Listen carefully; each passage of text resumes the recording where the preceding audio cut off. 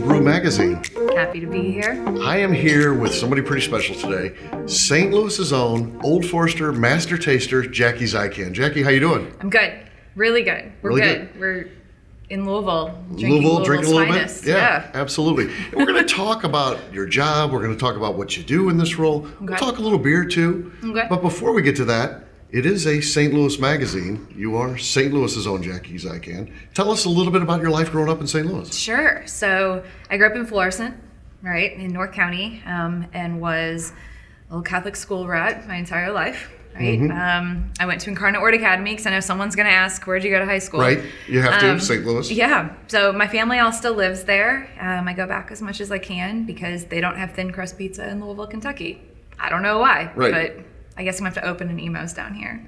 That would be pretty cool, right? That would be amazing. My retirement project. Yeah. You obviously, when it came to school, you were really into science and things like that. That was going to kind of be your career. That's what you studied in college. But Right. you began to bartend, and you kind of found a love for distilled spirits doing that, didn't you? Yeah, for sure. So the original intention, when you have to decide what your entire future is when you're 18 years old was, I'm going to go into medicine. And so I started laying down the science foundation education-wise, but I did start bartending. I had always held like part-time jobs in restaurants.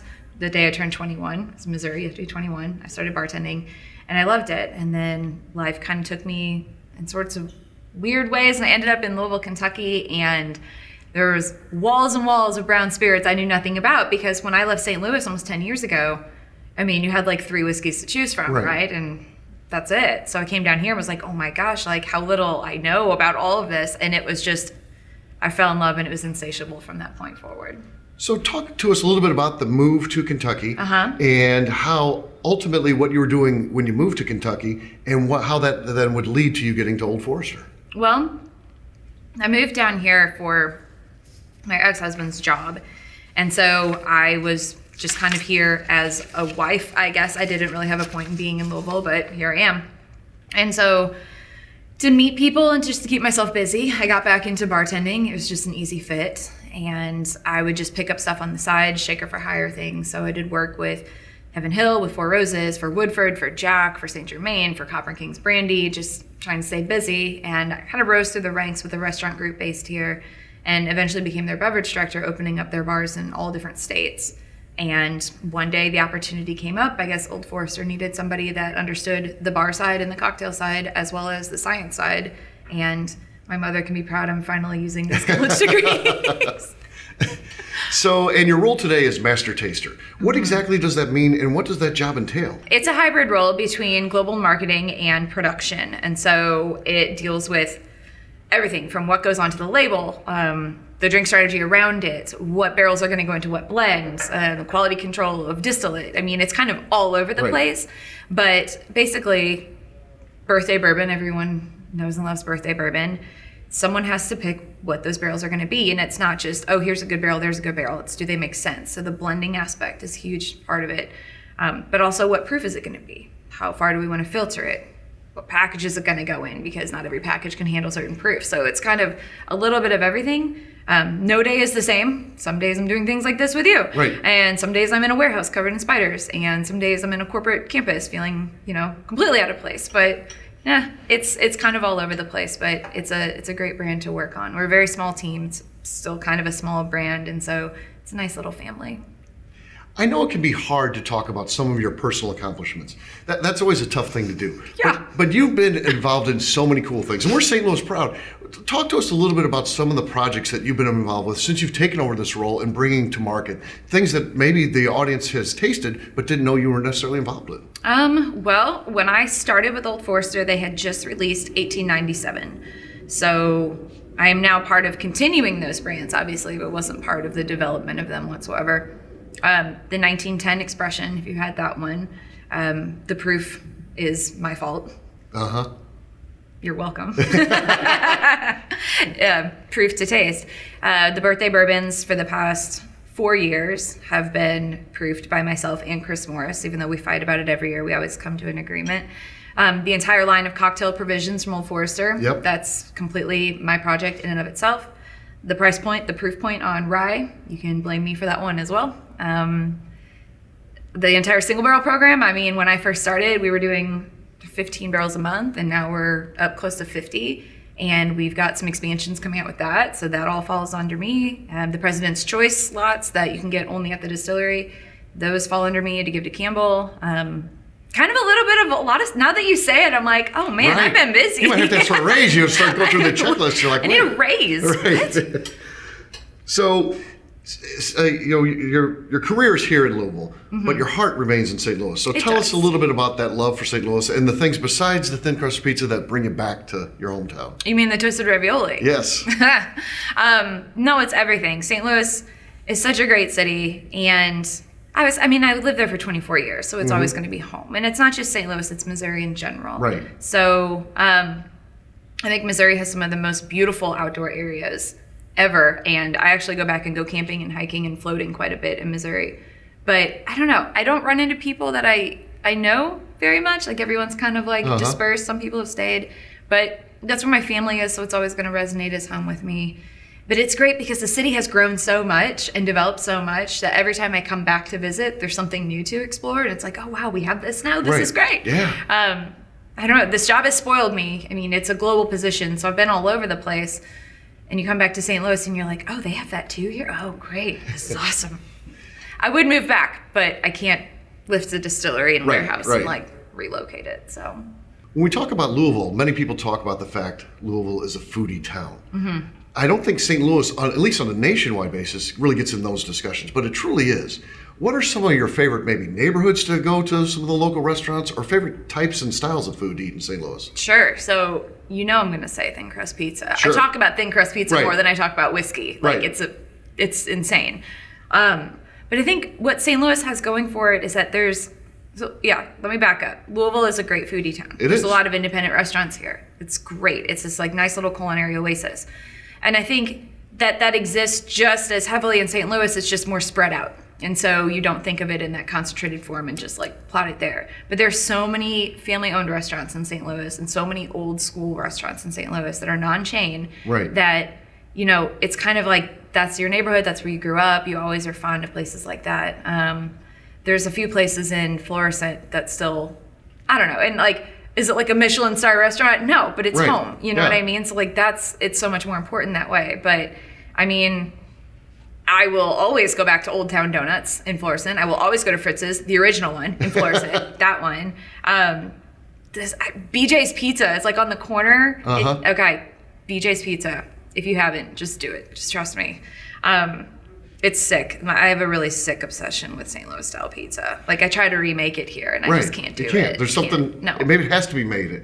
It does. In the It's shadow something of that about the arch. air Right, there. yeah, Yes, yeah. exactly. But I don't know. There's so many great little neighborhoods in St. Louis and tucked away spots that I don't think people give enough credit. Yeah. They'll start. Yeah. Yeah. Now that I think everyone after else is a this, foodie too. Like, Yeah. yeah. But I hope they never change. Most important question that I'll probably ask you today. Yeah. Can the blues repeat?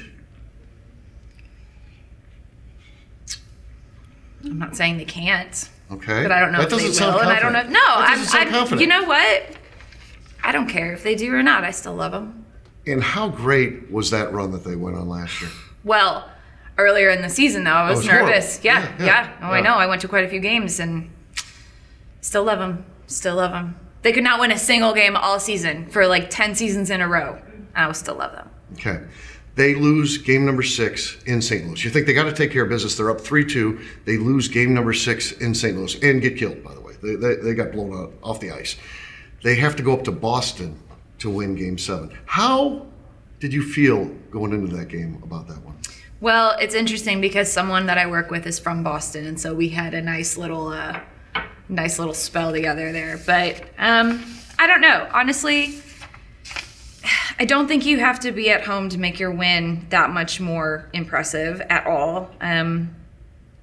I do think that there is a significant difference between St. Louis hospitality of their fans and Boston's fans, and that's all I'm going to say about that. But I don't know, like, you see the love never stops because then everyone just goes to watch the game anyways on a Right. screen, but they're all together and the energy is still there. So I don't know. I don't want to get too biased about any of it. All I'm saying is I love the Blues. I've always loved the Blues. They can do no wrong. Did you go to the parade? I did not, because I was here. Oh, that's Actually, it no. was fantastic. I was It was- coming it back was from the best Scotland. thing. I Yeah. watched that final game Uh-huh. on an iPhone in the lobby of a hotel in Aberdeen at 3 a.m. and celebrated. I had just bought these brand new boots for that trip, and they were expensive, and I was so proud of myself for being an adult.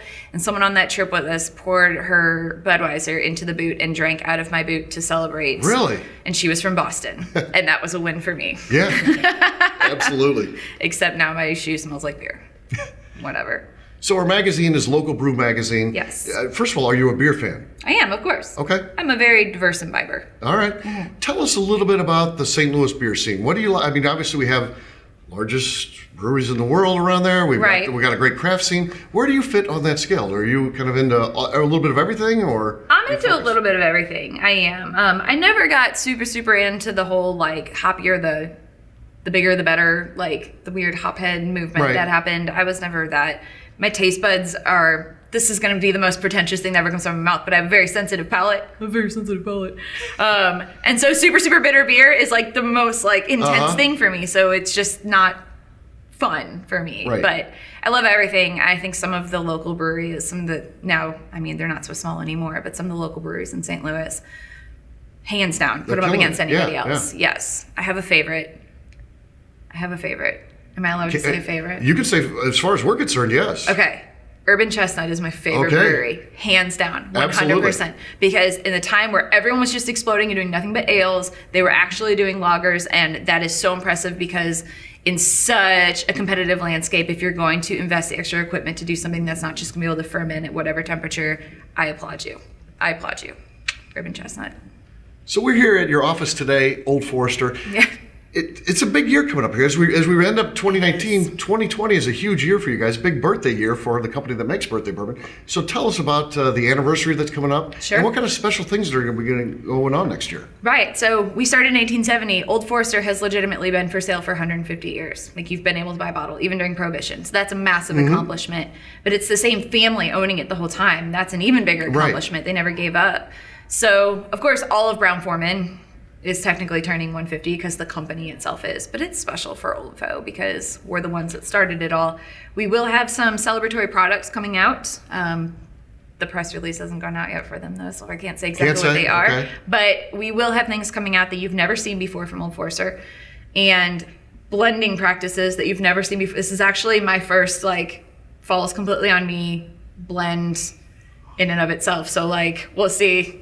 Oh my God, it's so nerve-wracking. But it's all 100% falling on me to decide all the barrels in this batch going into 3 different things. I may leave this interview and go get in line. Just sit outside the door so I make sure I get a bottle of this. Middle of the year, you'll start to see stuff trickle out into the market. But yeah, there's a lot more to it than that though. Because you can celebrate your birthday and put a sticker on every bottle, and you have to. Marketing says you have to. But we've actually taken a lot of our budget to celebrate this year and put it into more interesting programs. As opposed to having a big fancy dinner to celebrate ourselves, we're investing more into our oak research and things of that out here right around Louisville, Kentucky at Bernheim Forest. Because it's been 150 years, but we want to make sure we've got another 150 more going. And so oak is obviously something very, very important to the bourbon industry. So we're actually investing quite a bit back into that, sort of a pay it forward. Final question for you. Yes. What does the future hold for you personally, Jackie Zykan, as well as the Old Forester brand? The future of Jackie Zykan, who knows? I mean, 5 years ago, I didn't think I'd be sitting here doing this. Talking to me or just talking to you or talking to anyone? Camera in my face. You're doing this job, but I didn't know I was ever going to be in Kentucky. Right. Obviously, I think we can say that I can't leave Kentucky. You can't. No. What you can't see in the frame is the chain around my ankle that's keeping me tied here. But I do have some development steps, so I will not remain master taster forever. Somebody else will be coming in, and I will be doing other things. But it will be Old Forester. And I don't know. From now, it's just kind of I'm in a good place with a great company. I think I'm finally comfortable, not setting my world on fire and starting over with something else. I think I'm good to just kind of ride it and see what happens. I'm happy. So we'll see. I don't know.